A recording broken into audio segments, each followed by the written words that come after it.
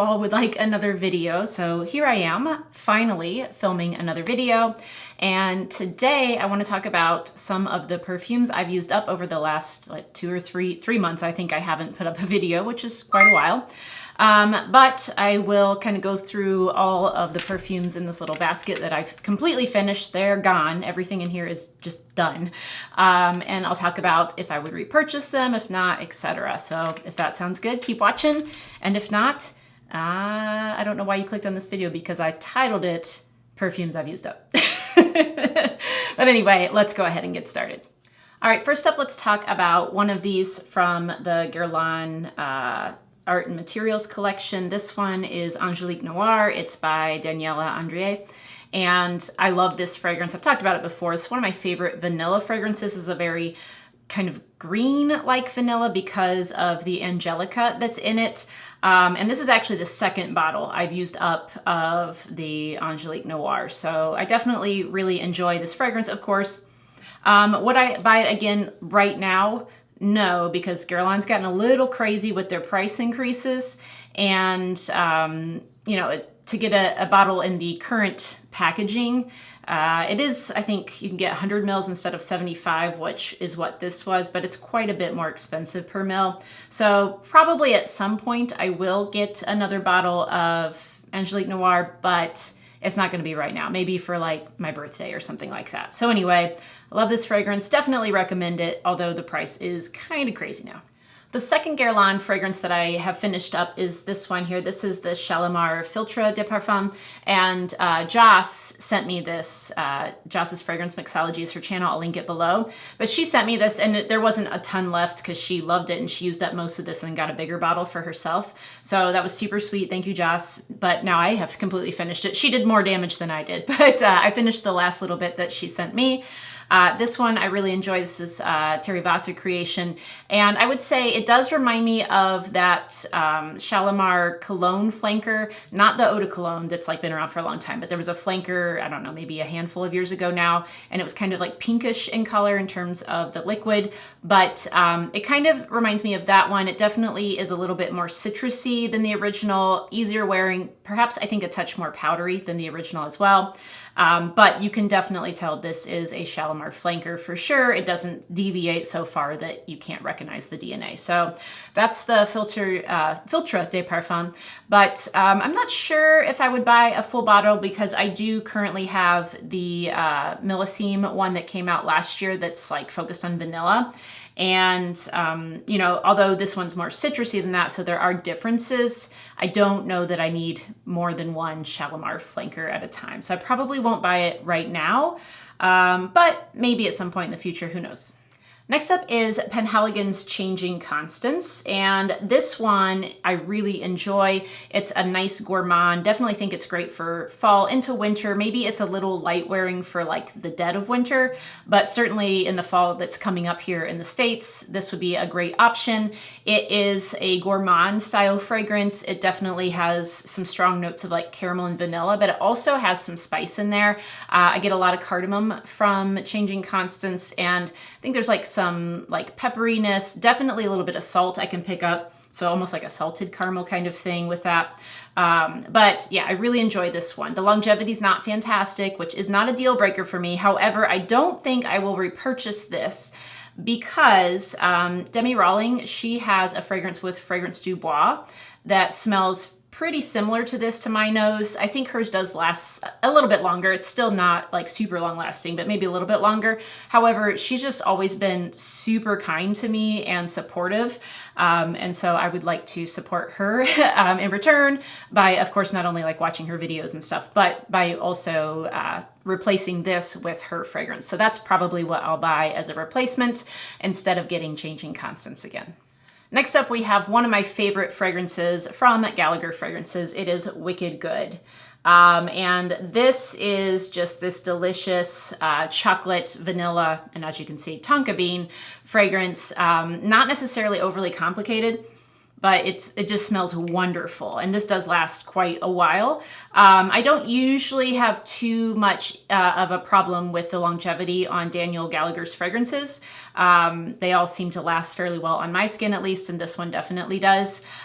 Wicked Good can be kind of pricey compared to some. I'm not exactly sure what the price is right now with new packaging and everything, but it's because of the like vanilla that's in here is more expensive than a lot of the ingredients that, you know, are often used in perfumery. So I think that's why this one's sometimes a little bit more expensive per mil, but definitely worth it in my opinion. Definitely something I would want to add back to my collection. So I'm sure I will repurchase this before too long, maybe as it starts to get colder, because this is a little bit more suited for the cooler weather for sure. Although I wore it in the summer and didn't have any issues. I wouldn't wear it like a super hot day, but didn't have any issues in the summer either. Still smelled wonderful, still enjoyed it.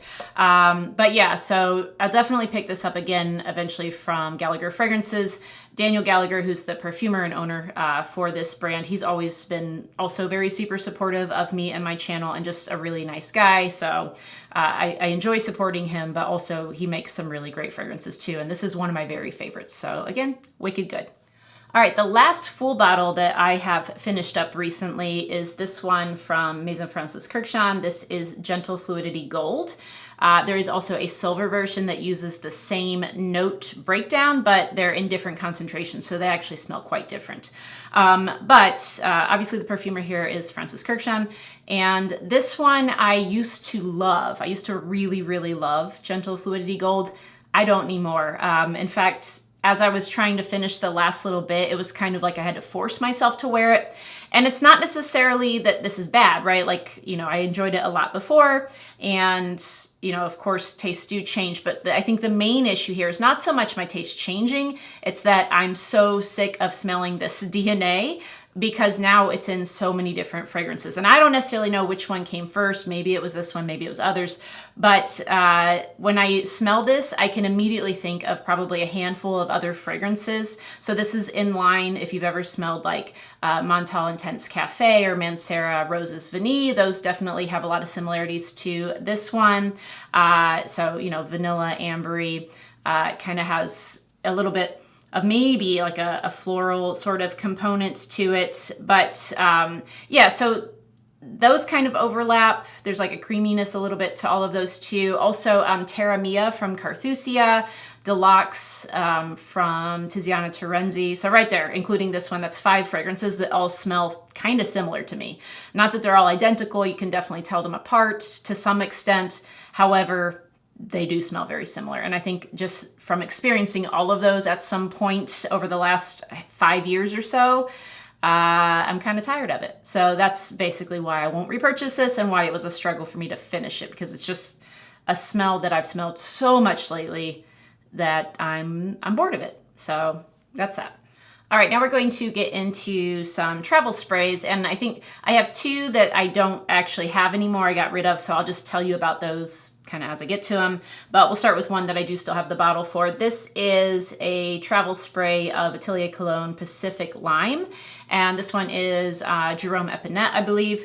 So it seems like maybe some retailers are getting Atelier Cologne back in the US, although in general I believe they have pulled out of the US, so it's kind of like discounters or, you know, it's not mainstream, right? You can't get this at Sephora anymore.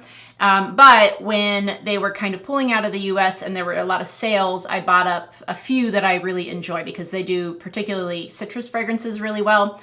So I bought this in a travel spray, but also I still have a 30 ml of this, so I don't need to repurchase this right now because I still have some. And then I got, I'm trying to think, the Pomelo one, and what was the other one I got? Oh, the Orange Sanguine. I really love those 3 in particular in terms of their citrus scents. Very, you know, refreshing and uplifting and bright. This one is mostly like lime and lemon probably too. And then I think there's like a touch of maybe coconut. It's like teeny tiny and just a slight sort of like sharp greenness to it. Don't know exactly what that is, but yeah, this I really enjoy. I don't know how easily you can find it anymore in the United States, although elsewhere in the world you probably can find it no problem, but don't need to repurchase because I still have 30 mils in another bottle. All right, so I'm gonna talk about this little decant that I have here and another that I don't currently have, but I also used up recently at the same time because they're both iris fragrances. So this one I got from Fragrance Net, and it's a decant of, I don't know that you can see that, but it's Prada's Infusion de Amonde.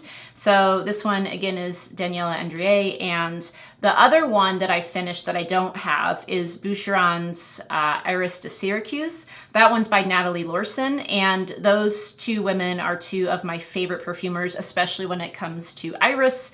I like the style in which they kind of incorporate that and just use that particular ingredient.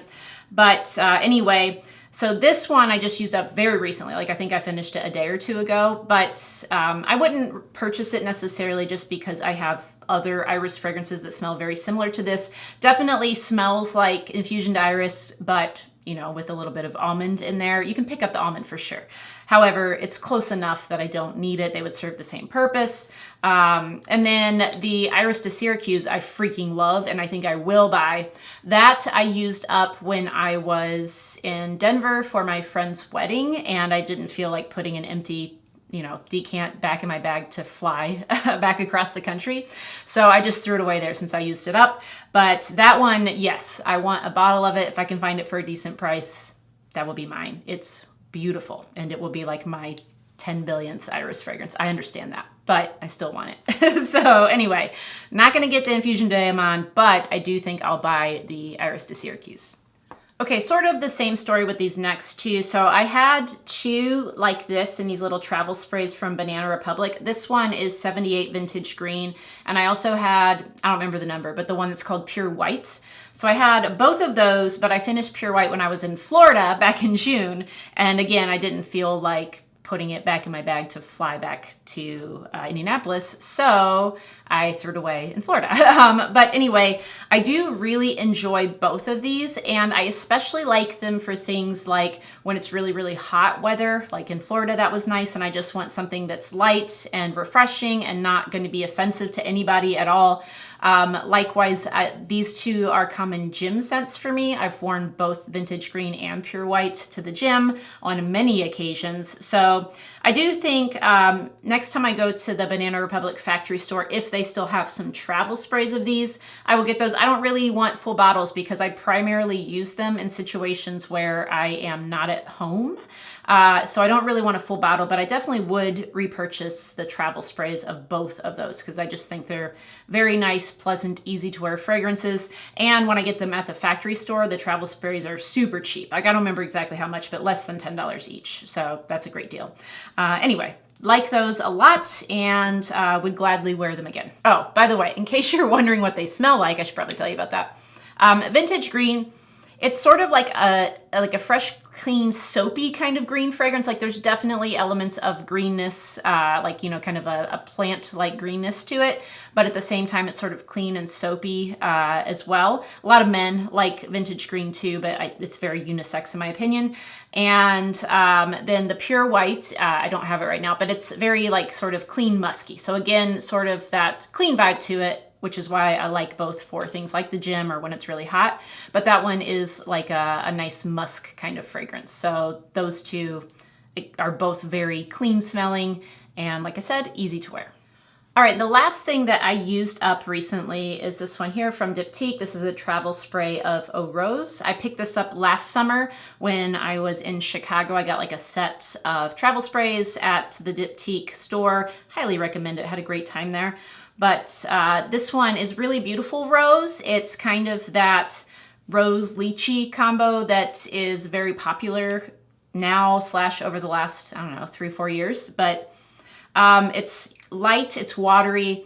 I think this has like a little bit of like a black currant note to it as well. A little bit musky, like clean, a little bit clean sort of musk. But yeah, if you just kind of think of a typical, not typical, but kind of what you would imagine a watery rose lychee fragrance to smell like, you probably know what it smells like. So definitely something I enjoy wearing. It smells very pretty. However, I, just like Iris, have plenty of rose fragrances, and I have plenty that are similar enough to this that I don't need a full bottle of Eau Rose. But you know, For a travel spray, again, at some point, maybe in another set from Diptyque, when I run out of other travel sprays from them, I would pick it up, but certainly not something I need a full bottle of. So that's the last one from Diptyque. It's Eau Rose, and that's everything that I used up over the last like 3 months. So I would love to know what you all have used up, or if you've used up any. This is definitely something that I've put effort into doing. So I went through my collection and I looked for things that were getting close to being done and focused on finishing them, just to kind of work them out of my collection, narrow things down a bit. And also, like, I don't want to add stuff while I still have these things that need to be used up, especially if they're almost gone. So that I put some effort into this. It's kind of inspired by Guerlain. He has been doing sort of a thing where he picks some fragrances to really focus on from his collection.